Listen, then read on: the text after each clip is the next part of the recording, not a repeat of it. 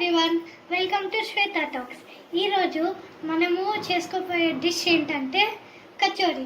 కచోరీకి కావాల్సిన పదార్థాలు: గ్లాస్ గోధుమ పిండి, హాఫ్ గ్లాస్ మైదా, ఇంకా బేకింగ్ సోడా ఒక హాఫ్ టీ స్పూన్,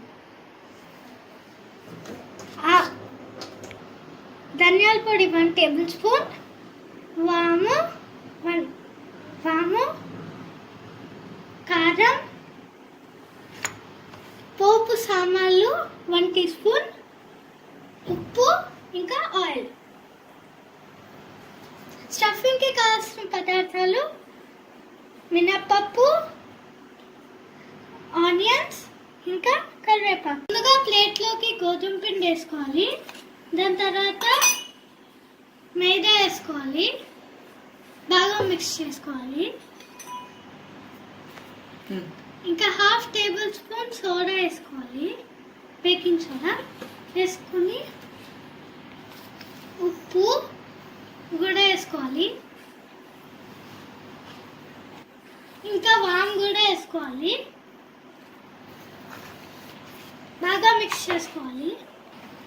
ఆయిల్ కొద్దిగా వేడి చేసుకుని ఈ మిక్స్లోకి వేసుకోవాలి.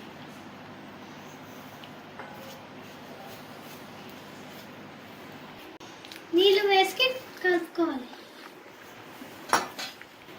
చపాతీ పిండిలా కలుపుకున్నాక కాస్త నూనె రాసుకొని 15 మినిట్స్ పక్కన పెట్టుకోవాలి. ముందుగా మినప్పప్పుని మనము 1 అవర్ నానబెట్టుకోవాలి. దాని తర్వాత ఎక్కువ నీళ్లు లేకుండా పొడిగా కాస్త గ్రైండ్ చేసుకోవాలి. చక్కగా మిక్సీ పట్టుకోవాలి. ఇలా ముందుగా స్టవ్ ఆన్ చేసుకోవాలి. దాని తర్వాత మూకుడు పెట్టుకొని స్టఫింగ్కి ప్రిపేర్ చేయాలి.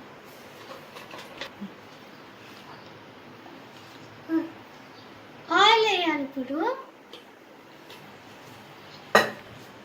వేసుకోవాలి,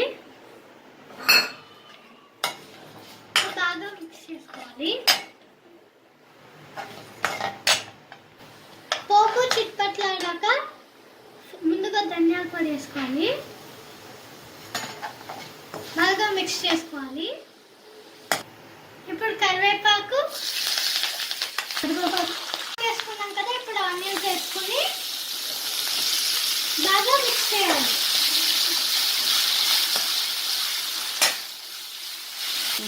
బాగా వేయించాలి.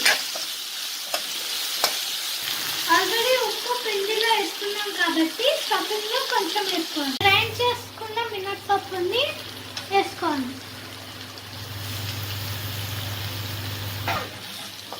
మిక్స్ చేసుకోవాలి.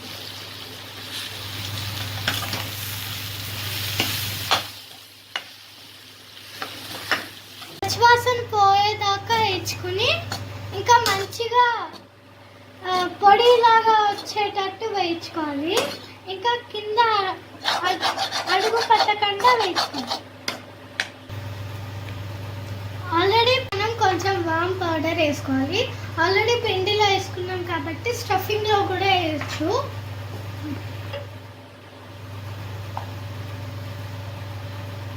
కారం 1 టీ స్పూన్ షుగర్ వేసుకోవాలి.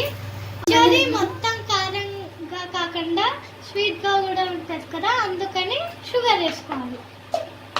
రెడీ అయిపోయింది. బాగా వేయించుకున్నాం కదా, ఇప్పుడు స్టవ్ ఆఫ్ చేసుకోవాలి. అన్ని బాల్స్ లాగా చేసుకోవాలి. అప్పుడు కచోరీలో మంచిగా సింపుల్గా పెట్టేయచ్చు.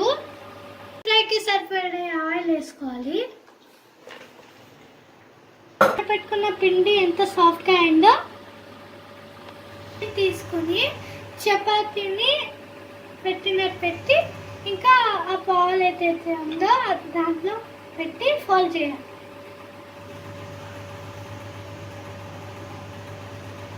చూడండి ఎలా చేస్తున్నారో. ఇలా మళ్ళీ రోల్ చేసుకోవాలి.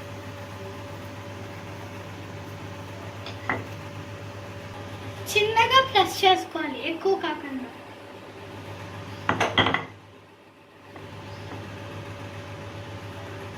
చేసుకున్న కచోరీని డీప్ ఫ్రై చేసుకోవాలి. సిమ్లో పెట్టుకొని వేయించుకోవాలి, లేదంటే కచోడీలు లోపల ఉన్న స్టఫింగ్ ఉడకదు. చూడండి ఎంత యమ్మీగా ఉన్నాయో. రెడీ. మీకు కనుక మా రెసిపీ నచ్చినట్టయితే please like, share, comment and subscribe to Shweta Talks. Thank you.